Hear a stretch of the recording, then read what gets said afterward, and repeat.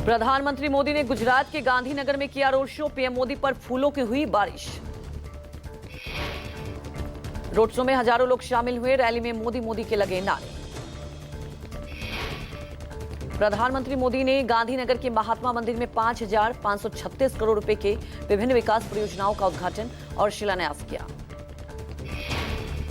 प्रधानमंत्री मोदी ने कहा कि हम 11 नवंबर की इकोनॉमी से 4 नंबर की इकोनॉमी पर बन गए हैं। पीएम मोदी ने कहा कि आतंकवाद के कांटे को निकाल कर रहेंगे, कांटों के जड़ से उखाड़ना जरूरी है।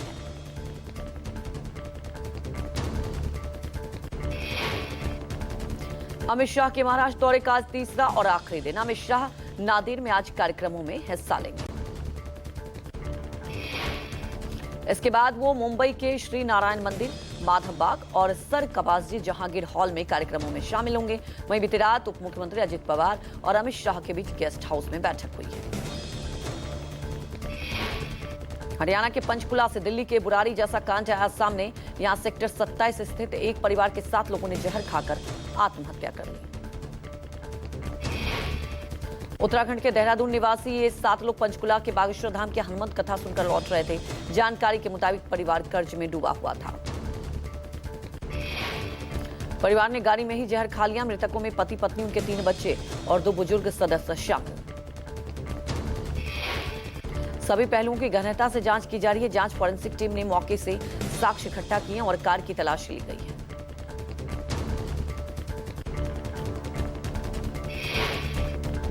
असदुद्दीन ओवैसी ने कुवैत में भी पाकिस्तान को खूब धोया। पाकिस्तानियों की तुलना स्टूपिड जोकर से की। ओवैसी ने कहा कि जब एक समारोह में आसिम मुनीर ने शहबाज शरीफ को इस बार की लड़ाई की तस्वीर दी तो वो 2019 के चाइनीज वॉर एक्सरसाइज के निकले। ओवैसी ने कहा कि पाकिस्तानियों को नकल करनी भी नहीं आती, क्योंकि नकल करने के लिए भी अक्ल की जरूरत होती है। वैजयंत पारडा का कुवैत में बहुत बड़ा खुलासा। पाक फौज ने करवाया था पहलगाम अटैक। हमले की जिम्मेदारी टीआरएफ ने ली, जो लश्कर का नया नाम। वैजयंत पारडा ने कहा कि जिम्मेदारी लेने के लिए 2 मेल किए गए थे। मेल का आईपी एड्रेस पाकिस्तान के निकले। उनका पता पाकिस्तान के आर्मी बेस के ठीक बगल था। पाक प्रधानमंत्री शहबाज शरीफ ने ईरान दौरे के दौरान भारत से बातचीत की पेशकश की। शहबाज ने कहा कि कश्मीर, पानी, आतंकवाद और व्यापार जैसे मुद्दों पर बातचीत करने के लिए तैयार। हाल ही के दिनों में पाकिस्तान ने भारत के साथ युद्ध की गीदड़ भभकी दी थी, लेकिन अब वह शांति वार्ता के लिए आगे आ रहा है। तेजस्वी यादव के घर पर मंगलवार के दिन खुशियां लेकर आया। तेजस्वी यादव दूसरी बार बने पिता। हिरासरी ने कोलकाता के एक अस्पताल में बेटे को जन्म दिया। तेजस्वी यादव ने बेटे के साथ अपनी एक फोटो सोशल मीडिया पर पोस्ट किया। इससे पहले तेजस्वी यादव 2023 में पहली बार एक बेटी के पिता बने थे। उनकी बेटी का नाम कात्यायनी है। तेजस्वी यादव ने पार्टी कार्यालय में मिठाइयां बांटी। नेताओं ने जमकर मनाई खुशी और दी बधाई। तेज प्रताप की पत्नी ऐश्वर्या राय ने प्रताप यादव पर किए गए लालू यादव के एक्शन को बताया ड्रामा। कहा कि मैं 7 साल से अपनी लड़ाई लड़ रही हूं।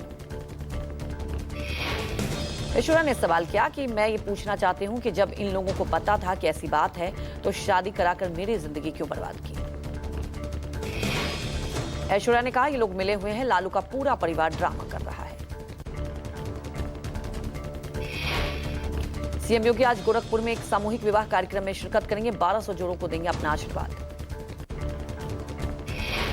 समाज कल्याण विभाग की ओर से आयोजन किया जा रहा है। सीएम योगी कल शाम 2 दिवसीय दौरे पर गोरखपुर पहुंचे थे।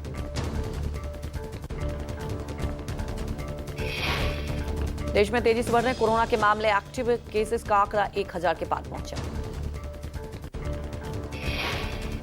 केरल में कोविड के सबसे ज्यादा केस रजिस्टर किए गए। वहीं मुंबई के कल्याण में कोरोना से एक महिला की मौत हुई। दिल्ली में उपराज्यपाल ने कोरोना की तैयारियों को लेकर बुलाई बैठक। भारत में कोविड के 4 नए वेरिएंट। देश भर में अब तक कोरोना से 9 मौतें हो चुकी हैं। लोगों को एहतियातन बरतने की हिदायत।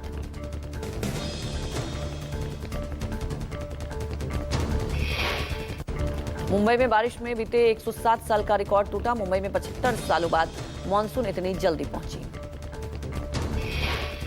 बीती रात मुंबई के विक्रोली में 3 युवकों पर पेड़ गिर गए। मौसम विभाग ने देश के कई राज्यों में आंधी बारिश का अलर्ट जारी किया।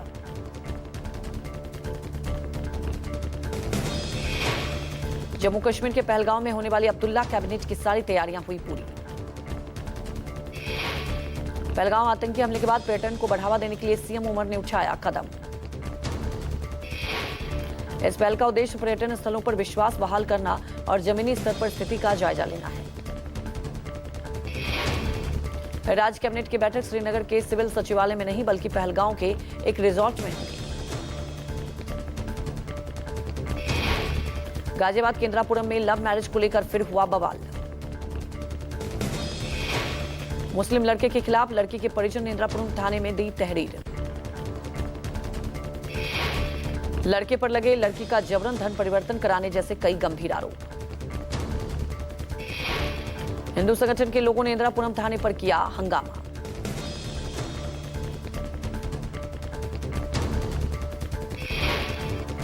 प्रधानमंत्री मोदी ने देश के पहले प्रधानमंत्री जवाहरलाल नेहरू को दी श्रद्धांजलि। एक्स पर पोस्ट के जरिए व्यक्त की भावनाएं। देश के प्रथम प्रधानमंत्री को सीपीपी की अध्यक्ष सोनिया गांधी ने दी श्रद्धांजलि। नेता प्रतिपक्ष राहुल गांधी ने पंडित जवाहरलाल नेहरू को दी श्रद्धांजलि। देश के पहले पीएम पंडित नेहरू का कांग्रेस के राष्ट्रीय अध्यक्ष मल्लिकार्जुन खड़गे ने श्रद्धांजलि दी। सीईटी 2025 के नोटिफिकेशन हुआ जारी। 28 मई से लेकर 12 जून तक आवेदन जमा करा पाएंगे अभ्यर्थी। 14 जून शाम 6 बजे तक फीस जमा करवा सकेंगे सभी अभ्यर्थी। 1 घंटे 45 मिनट में 100 नंबर की होगी सीईटी की परीक्षा। मीठी नदी सफाई घोटाला मामला। बॉलीवुड अभिनेता डिनू मौर्या ने अग्रिम जमानत के लिए दायर की है अर्जी। अभिनेता डिनू मौर्या ने अपनी लीगल टीम के जरिए किला कोर्ट में अग्रिम जमानत की अर्जी दायर की है। केतन कदम की पत्नी, जिन्होंने कंपनी की स्थापना में भाग लिया था, लगभग 4 से 5 साल पहले भारत छोड़ चुकी हैं। कदम की पत्नी और सेंटिनो मौर्या ने वर्ष 2020 में कोविड-19 महामारी के दौरान संयुक्त रूप से एक कंपनी स्थापित की थी। पुलिस का दावा है कि इसे एक पाइपलाइन से संबंधित व्यवसाय के रूप में प्रस्तुत किया गया ताकि संदिग्ध वित्तीय लेनदेन को अंजाम दिया जा सके।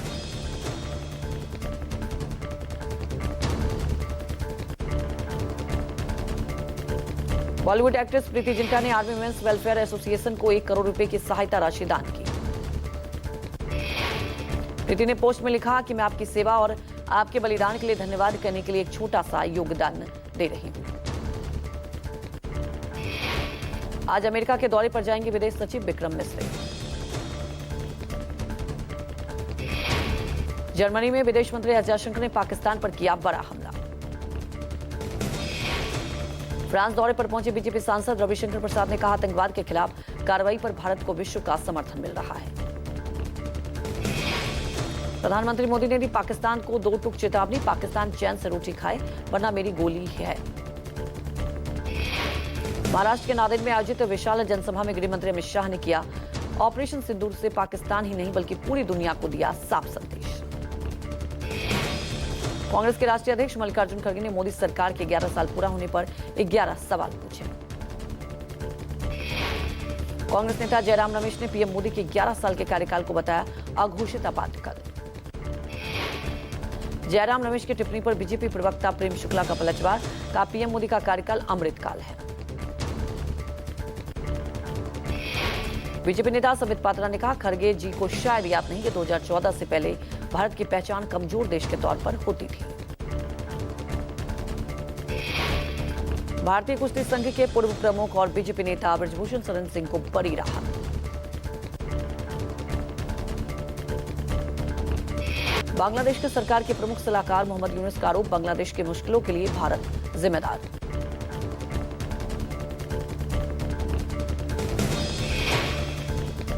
बॉलीवुड एक्ट्रेस प्रीति जिंटा ने आर्मी वुमेन्स वेलफेयर एसोसिएशन को 1 करोड़ रुपए की सहायता राशि दान की। शहीदों की पत्नियों के लिए 1 करोड़ रुपए की दी गई सहायता राशि। प्रीति ने पोस्ट में लिखा है कि मैं आपकी सेवा और आपके बलिदान के लिए धन्यवाद कहने के लिए एक छोटा सा योगदान है। मैं चाहती थी कि उन्हें पता चले कि उन्हें भुलाया नहीं गया है। कांग्रेस सांसद शशि थरूर ने अमेरिकी राष्ट्रपति ट्रंप को आड़े हाथों लिया। थरूर ने कहा, बार बार अमेरिका की मध्यस्थता की बात कहकर ऑपरेशन सिंदूर की सफलता को कम करने से कोशिश कर रहे हैं ट्रंप। थरूर बोले, मुझे अमेरिका में काम करने के दौरान कई राष्ट्रपतियों से संवाद का मौका मिला। थरूर ने राष्ट्रपति ब्रूस क्लिंटन ओबामा को कहा कि वो पढ़े लिखे और अलग स्तर के लोग थे। थरूर ने ट्रंप को लेकर कहा कि जहां पहले के राष्ट्रपति स्टेट्समैन की तरह व्यवहार करते थे, उनकी बातों में एक वजन होता था। मुझे लगता है कि मौजूदा राष्ट्रपति में वो वजन नहीं है। भारतीय सेना ने ऑपरेशन सिंदूर पर अपने कर्मचारियों के लिए कुछ फोटो जारी किए। फोटो में लोग पाकिस्तान और पाकिस्तान के कब्जे वाले जम्मू कश्मीर में आतंकवादी ठिकानों पर हमलों की निगरानी कर रहे हैं। जयपुर में अचल ज्वेलर्स के मैनेजमेंट की लापरवाही से गई 4 लोगों की जान। अचल ज्वेलर्स मैनेजमेंट में बनाया मजदूरों पर टैंक में उतरने का दबाव। टैंक में उतरे सभी 8 मजदूर बेहोश हो गए। महात्मा गांधी अस्पताल में मजदूरों का इलाज जारी। इसेके टाइम्स लिमिटेड की नई पहल, जापान की निसान केमिकल कॉरपोरेशन के साथ मिलकर अल्टेयर नाम की नई दवा लॉन्च की। ये नई तकनीक वाली दवा धान की फसल से प्री इमेज घास को खत्म करेगी और इस दवा को भारत में केवल इंसेक्टाइम्स लिमिटेड ही बेचेगी। अल्टेयर की लॉन्चिंग आईआईएल की उस पहल का हिस्सा है जिसमें वो भारतीय किसानों को दुनिया की बेहतरीन तकनीक देना चाहता है। आईआईएल के मैनेजिंग डायरेक्टर राजेश कुमार अग्रवाल ने कहा, हमें खुशी है कि हम किसानों के लिए इस तकनीक को ला रहे हैं।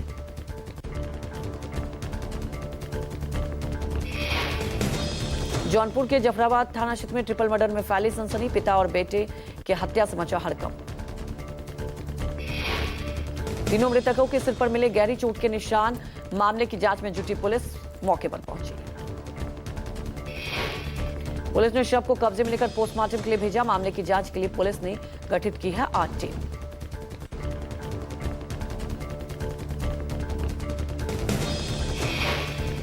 मानसून के दस्तक देने के साथ ही महाराष्ट्र समेत दक्षिण के कई राज्यों में भारी बारिश और जल जमाव।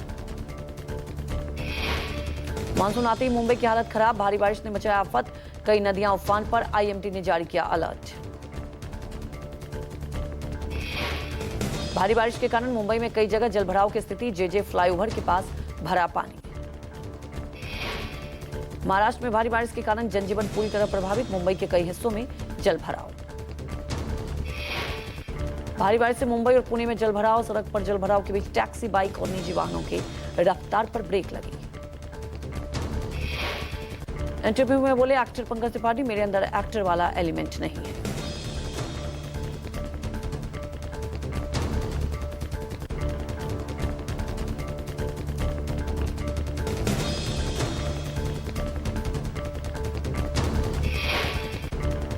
इंडिगो के को फाउंडर कंपनी में अपनी 3.4% हिस्सेदारी बेचेंगे। 6,831 करोड़ रुपए में डील होगी।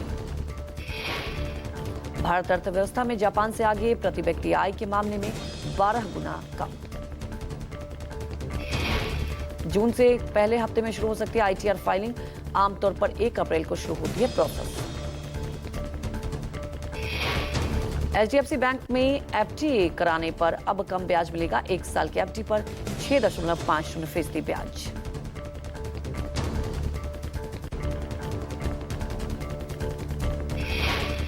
ब्रिटेन में फुटबॉल फैंस को कार ने कुचला। हादसे में 47 लोग घायल। लिवरपूल की जीत पर 10 लाख लोगों ने परेड निकाली। बांग्लादेश आर्मी बोली तख्ता पलट के अटकलेगत। आर्मी चीफ ने कहा था, यूनिस सरकार सीमा मसले पर फैसला नहीं ले सकती।